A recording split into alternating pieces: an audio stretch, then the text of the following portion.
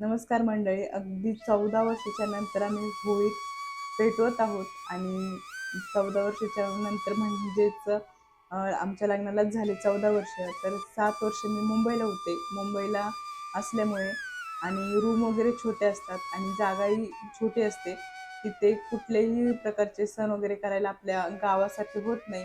तर आम्ही मुंबईला कधीच होळी पेटवली नाही. आणि आता 7 वर्ष झाले आम्ही कर्नाटकला आहोत आणि कर्नाटकला सुद्धा या आपल्या गावच्या पद्धतीने होळी म्हणजे इकडे साजराच केली नाही जात आणि रंग वगैरे सुद्धा खेळत नाही इकडे जास्त. तर आम्ही अशीच लहानपणीची आठवण म्हणून आम्ही गप्पा मारत होतो. तर मुलींचं चाललेलं, आई कशी करतात आम्हालाही बघायची आहे आणि ती आम्हाला सुद्धा दाखव. तर म्हटलं चला आपण गौऱ्या वगैरे भेटता का बघू, कारण की इकडे गाया असतात. तर आम्ही थोडंसं शेतामध्ये जाऊन बघितलं तर गायांचे जे शेण असतं पडलेलं, ते सुकलेलं होतं. त्याच्या गौऱ्या आम्ही घेऊन जमा करून घेऊन आलेलो आणि वाळलेले जे छोटे छोटे लाकडं होते ते सुद्धा घेऊन आलेले मी. आणि छान अशी छोटीशी होळी मुलींच्या हट्टाखातर आम्ही पेटवलेली आणि छान अशी पेटलेली. मी रांगोळी वगैरे काढून घेतली, पूजा केली आणि मुलींना सुद्धा खूप आनंद झालेला. काहीतरी वेगळं.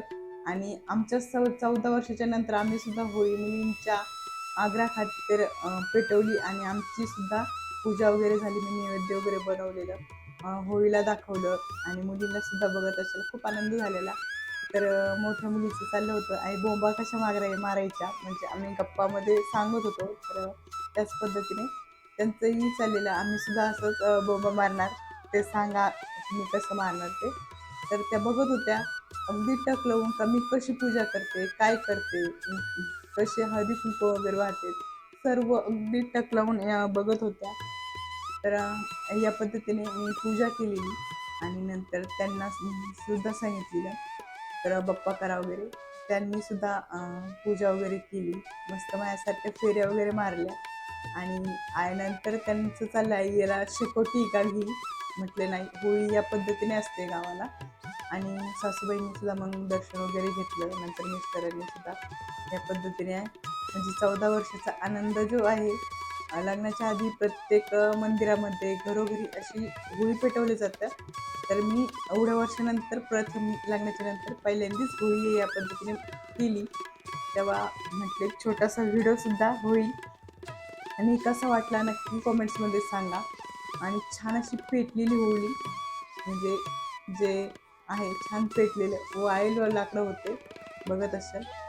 मस्त अशी पेट घेतलेला आणि छान पेटलेली बघत असाल. मस्त अशी पेटलेली सुके लाकडं होते ना त्यासाठी. आणि मी सर्व नैवेद्य वगैरे झाल्याच्या नंतर मी एक विसरलेले, म्हणजे होळीमध्ये इच्चू आणि काटा टाकतात ते विसरले होते. नंतर मग मी ते घेऊन आले घरातून. इच्चू आणि काटा असतो तो, बघत असाल.